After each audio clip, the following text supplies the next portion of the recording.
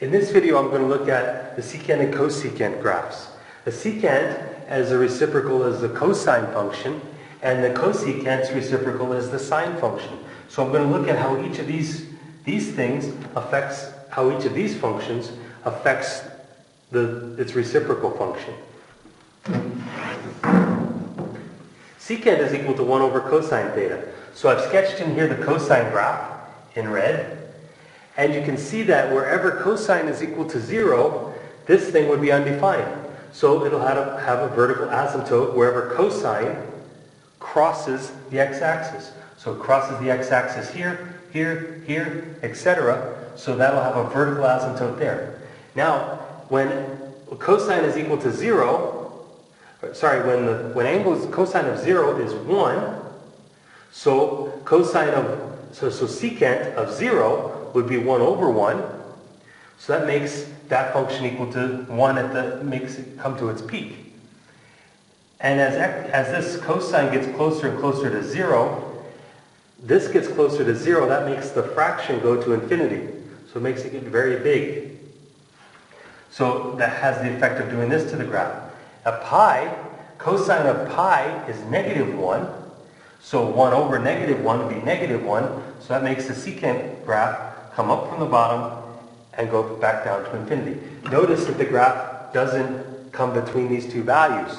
So the range would be from -infinity to -1 or from positive 1 to infinity.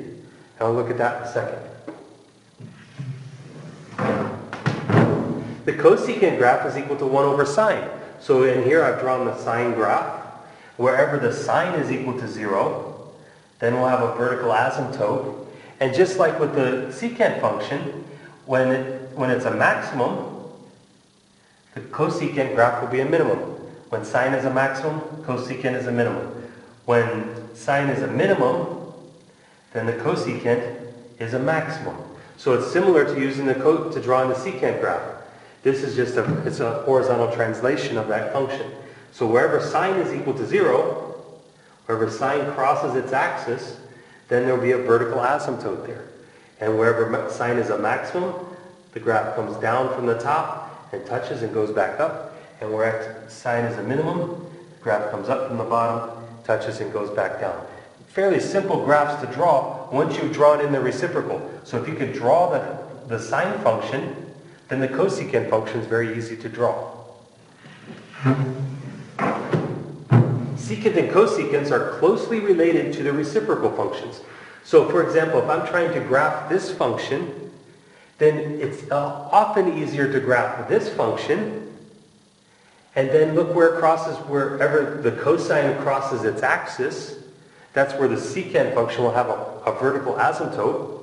It'll have a vertical asymptote, and wherever cosine is a maximum, that's where the secant function will come down and touch.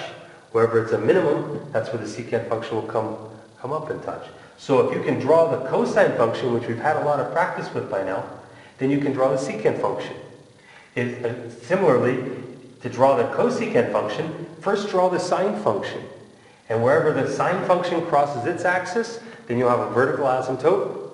Wherever sine is a maximum, then the cosecant will come down and touch and go back up. Wherever sine is a minimum, it'll come up like that. So they're fairly easy graphs to draw once you've drawn these two things.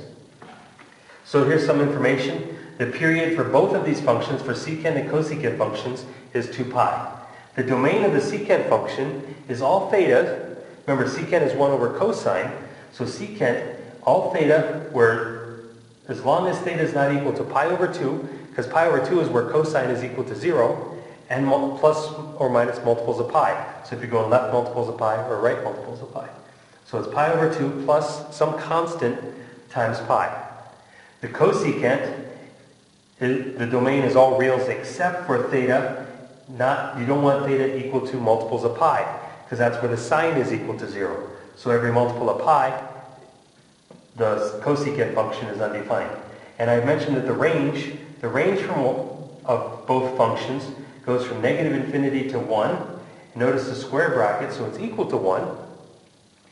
Union, or, goes from 1 square bracket, so it's including 1, to infinity. So that's the range of the function. So that just summarizes what's in both of those graphs.